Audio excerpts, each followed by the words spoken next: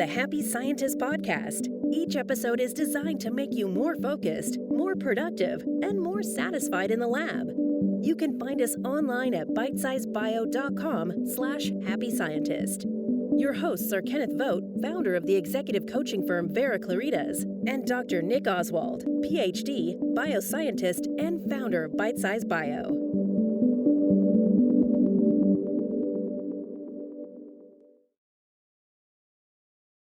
Hello and welcome to the Happy Scientist podcast from Bitesize Bio. If you want to become a happier, healthier and more productive scientist, you are in the right place. I'm Nick Oswald, and with me is the Mr. Miyagi of Bitesize Bio, Mr. Kenneth Vogt. In these sessions, we'll hear from Ken mostly on principles that will help shape you for a happier and a more successful career. And along the way, I'll pitch in with points from my personal experience as a scientist and working with Ken. Today, we will be discussing how to do lab work with minimum stress. I think everyone would want that. So let's hear about it, Ken. All right. So we live in a world that is full of stress. And Western society especially is just enamored with stress. And American society may be the worst example of it. And I know that because I've lived in a couple different countries, and I found out that not everybody lives like that. Not everybody thinks stress is required to be successful. Now, one could argue that the Western philosophy and even the American philosophy has been tremendously productive and has tended to succeed. And you might think, well, is it because of the stress? And I will say that it is in spite of the stress. And it is not required. And it's not that it's not just required for success. It's not a automatic component that has to be present that you can't do anything about. You can definitely do something about stress. And in the lab specifically, there are some things that trigger stress, but you can control those triggers, and you can be mindful about what it is that caused stress to kick off in the first place. And so we're gonna take apart some of those things. We're gonna talk a bit about how you look at stress and how that impacts how you experience it, and then we're going to talk about how to fix that. So, at the beginning, what are the causes? What is it that is making your job and your career stressful? Well, I'd say at the top of the list is something that is quite desirable, and that is your objectives. Well, your objectives are demanding. They are, in some cases, having to be invented anew. Your objective is to do something that's never been done before. Well, what a surprise. That's stressful. On the other hand, it doesn't have to be. There are other ways to approach it. But for the moment, let me at least give that to you that, you know what? You signed up for a hard job. You chose a difficult industry. You chose a demanding field. So those are some of the reasons why you may find some stress. Now, the next thing that might lead to is expectations. The expectations that come with these choices and these extraordinary objectives that you've taken on can be quite high. And in some cases, the urgency to come up with solutions creates stress, because it literally can be life or death in your business. So you are dealing with living things, and in some cases, those living things are human beings. So the expectations on you can be high. Another factor that comes into play is time. Sometimes the need for solutions is very urgent, and you need it now. And the heat is on for you to get things done quickly.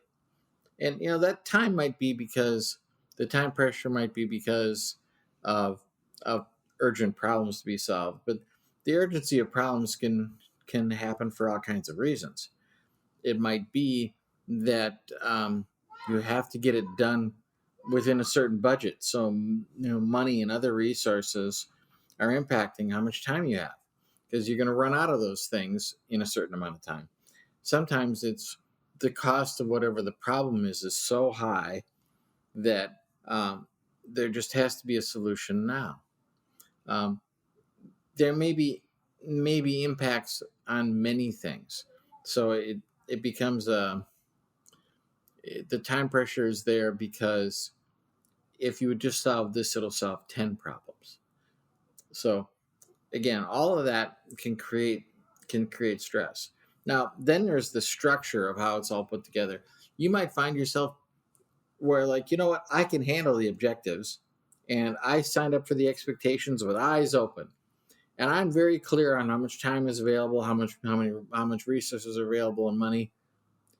The stress I'm being caused is by the management that I'm dealing with, and whether that's your PI, your lab manager, or executive management of a company or of higher ups in a university. What I'm being stressed out by is the management structure, the weight of that on me. And finally, another thing that could cause stress could be your colleagues. It's like, I'd be doing just fine if these people next to me weren't all wired, if they weren't all running around with their hair on fire, if they weren't pressuring me for their own purposes, for things that I think aren't that important, so that's why I'm stressed. I'd be fine if it wasn't for the people I work with. So when you look at all those things and you think, well, how could I not be stressed in the lab? Look at all of that stuff. But a lot of it will come down to how you choose to see these things. So I want to talk about the difference between stress and pressure. Stress and pressure are not the same things. Sometimes people look at those words as synonyms, but they're not exactly. And I'm going to use some definitions to clarify that. So I'm not saying the word itself is important one way or the other. You might use the word pressure when you mean what I mean by stress, or I might use the word stress when it means something that sounds like pressure to you. But let's break down the two concepts. So pressure is something that's exerted externally. So you can get pressure from your boss. You can get pressure from a grant committee. You can get pressure from the people working around you, or the experiment that's in front of you. That's different than stress. Stress is something that's developed internally. And the reason that's true is because in the same setting where there's the same pressure on two people, one person can act stressed and another person is not stressed at all. What's the difference? The difference is how they're choosing to see it. Now, that might come down to, in some cases, it's someone who's more experienced and they know that, okay, in this situation with this kind of pressure, the sky doesn't fall. It's all going to work out. It's fine. Whereas somebody who's less experienced might be all shook up and deeply concerned that things are going to go really bad, and they're stressed. So, you might look at this and say, well, one of the solutions to stress is to get experience. That is to learn how to deal with these things, in any particular setting. So if you find that, I can deal with a lot of things, but man, I hate it when budget review time comes around, because, that money stress is really, that really bothers me, but it bothers you. Other people who manage that part of it well, that part doesn't stress them. They might actually be more stressed in the lab than they are when they're dealing with the spreadsheets on the finances. So it comes down to what you will accept internally, and what you will then label as stress. And a lot of it does come down to how you choose to label it. Something, you know, a rose by any other name is still a rose kind of thing. If you're calling everything a rose, by golly, it's going to be a rose. So it is up to you to decide. You may not be able to do anything about certain external pressures. They're going to happen. Now, that's not to say you can't stop some external pressures. You probably can't. But when there's some external pressure that you can't do anything about, it behooves you to figure out, okay, I got to figure out how to make this not be an internally stressful experience. And you can recognize that stress, it can be a negative force and is often experienced that way, but it doesn't have to be. Stress can be a positive force. It can motivate you. You can realize that, you know what, I don't like feeling like this. I'm going to get this experiment done. I'm going to get this paper complete. I'm going to do whatever it is that's stressing me. I'm going to get this removed from my experience so that I feel different about it. Now, I want to make a bold statement here that pressure is always a positive force. Always. Whereas stress is not guaranteed to be so. But see, but pressure is just it's an accelerant. It's a motivator. It's when the power gets turned on. You know, if there's no pressure, nothing's going to happen. You know, if it doesn't matter whether you do your experiment or not, if it doesn't matter whether you start the project or not, if it doesn't matter whether you finish the project or not, nothing happens. Pressure for something there to happen there is a good thing, and it will get you places. Now, if you immediately take pressure and translate that into, and therefore I must be stressed, well, you're really making it hard on yourself. And you can choose to do otherwise. I remember when I was young, a young man, first started a job. Now my father had always been a very stressed person. And I'd watched this all my life, and my observation was that that's what it was to be a man. A man was somebody who was stressed. And so I got a job, and certain demands were made, and I started to have a little bit of problem with my stomach, and I actually liked it. Like, I'm being stressed, and that means I'm a man. And I mean, that was a very detrimental way to think. I mean, I could have ended up with an ulcer. I could have had a lot of problems. But at some point, I was like, wait a minute, this is not required. I like my job. I don't have to hate what I'm doing. I like it. I don't have to be stressed by this. And yeah, there's deadlines and there's things that have to be created that didn't exist before. But that's fun. That's interesting. I can come up with creative solutions. And I really like that. So it really behooves you to take a close look. Are you experiencing stress, or are you experiencing pressure? And if you're experiencing pressure, it's good. And if you're experiencing stress, you still have a choice to make. Is the stress beneficial or is it detrimental? And if it's detrimental, find a way out. If it's beneficial, all right, then use it. It's a powerful weapon. So, if you find yourself in a position where you're stressed and it's bad, now what? What are you going to do about it?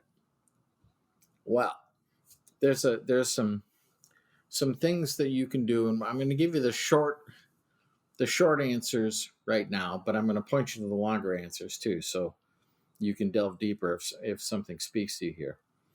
One of the things that Nick especially espoused early on in the podcast was that you ought to find a way to go slow.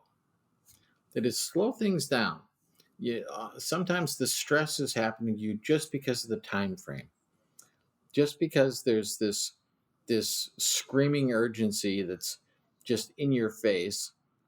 And if you can slow down, and be a little more contemplative and take a little longer look at things, you may find that stress will just evaporate. And we talked about that at length in episode 11, which was entitled "The Art of Going Slow," and we'll put a link to that in the show notes here, something you can look at if you want to look at that more closely. But it just for the short principle is you can decide the pace that things happen at. So start using your agency when you have some control of those things. You can go slower, and that may be enough to de-stress the entire situation. Another thing you can do is manage your energy. If you're finding yourself wore out where everything is being taken from you, that's very stressful. But if you control your energy better, that is, you don't push yourself past your limits, you take appropriate breaks, you engage in divergent activities at times just to give your mind a rest, you will find that a lot of stressful situations just go away. And again, if you want to look more deeply into that, we did a whole episode on managing your stress. That was episode 12. I'm sorry, managing your energy, not managing your stress. We're talking about that now. But you can manage your energy, and you can be very, very effective at it. It's not, you might think that that's, I don't have a choice there, but you definitely do. And a lot of these things come down to just exercise it. When you tell yourself, I can't do X, well, you're not likely to do it. But if you give yourself a chance, say, you know what, I could try to do X at least. You know, I'm not saying trying is all that valuable, because it's not, but it's a first step. Um, you can do better than try. You can actually do it.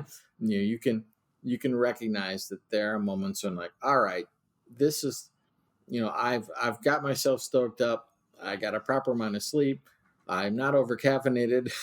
I don't have too many things on my plate. I have the one task in front of me. I'm not trying to multitask 12 things at once. I'm going to do better, and you will do better, and you'll find it's a lot less stressful. Uh, Another thing you can look for are what I'll call social solutions. That is, can you get some help?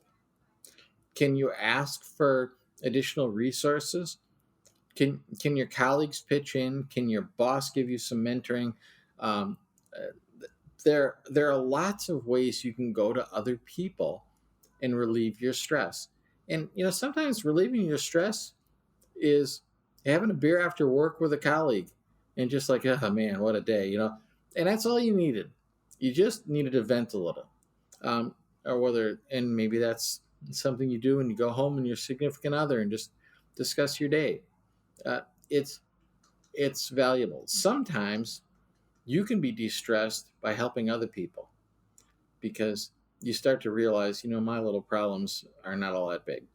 Um, and whether that's helping a child with their homework, which hopefully you're more than qualified to do. um, but it could be other things. Maybe you choose to volunteer your time to do certain things, and you can find yourself regenerated by that, and you can find a lot of stress relief by that. And then the one final thing I want to comment on is stop multitasking. Multitasking is causing you so much stress. And again, we did a whole episode on this too. The multitasking myth was episode 20, where we discussed a Stanford University study on multitasking that just absolutely slayed multitasking left, right, and center in every way you could look at it. Now, I know some folks are thinking, I have to multitask. It's the only way that it'll work. Well, I'm here to tell you, not only is it not the only way that will work, it's not working very well. You can do better. You can do better. It's not just other people can do better. People in general can do better. You personally can do better if you stop this addiction to multitasking. So, all right. Well, I'll climb off my soapbox about that now. And so, is there anything that you'd like to add at this time, Nick? I think that, aside from the multitasking thing, which is really important, and an obvious way to change the behavior. The way for me is, if you just keep trying to slow down, then that just pulls you away from generating stress on yourself. It pulls you into quadrant 2 as well, from the Yes. previous podcast as well, and it just stops you. I mean, I think, for a lot of people in science, you have this kind of, I don't know what it's called, is it high achiever syndrome or something like that, overachiever or something like that, where you just expect too much of yourself. You expect to be able to handle, multiple multitasking going on. You expect to be able to finish things quicker than they can be done, and so on. And the amount of friction that generates is huge. This is me. This is, again, me looking at my experience in the lab and of other people in the lab. And I would just say that those two things, the go slow and the stop multitasking thing, are just really powerful ways to look at how you're working and to adjust to reduce the stress. And then especially look at it within the quadrants thing that you talked about in the last episode. If you haven't listened to that episode, go back one and listen to that, and you can look at ways to reduce what you're, reduce the actual amount of work you're doing, or and by taking away things that are not needed. And then I think you're on the way to being more productive and less stressed, which can go hand in hand. Sure. And one thing too, we were talking about here, you may not have to change anything at all other than the way you're talking to yourself about it. Are you telling yourself that things are stressful, or are they just pressured? Is it coming externally, or is it coming internally? You may not be able to do a lot about the external stuff, but you can do a great deal about the internal stuff. And take charge of that. Take responsibility for it. Take ownership of how you think. You don't have to do it because that's how your professors did it. That's how your parents did it. That's how your friends did it. Doesn't matter. You can take a different road. It's up to you. Well said. I think that's a very good way to look at things, Ken. So if you want to look at those episodes that Ken suggested, that would go alongside this one, episode 11, The Art of Going Slow, episode 12, Managing Your Energy, and episode 20, The Multitasking Myth, you can find them at bitesizebio.com/The Happy Scientist, and just jump to the episode number. Or if you look at this episode, which is episode 55, you will find links to those in the show notes on that page. So yeah, that just leaves me to say thank you again, Ken, for another great episode. We're really getting into some very practical discussions, I think, about how people can action, take action to make their lives better, make themselves happier in the lab, and make themselves better scientists at the same time. So I think this is proving pretty useful. So thank you again, Ken, and we will see you all next time. Okay, bye.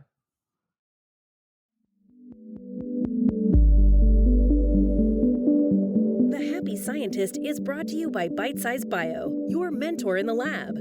Bitesize Bio features thousands of articles and webinars contributed by hundreds of PhD scientists and scientific companies who freely offer their hard-won wisdom and solutions to the Bitesize Bio community.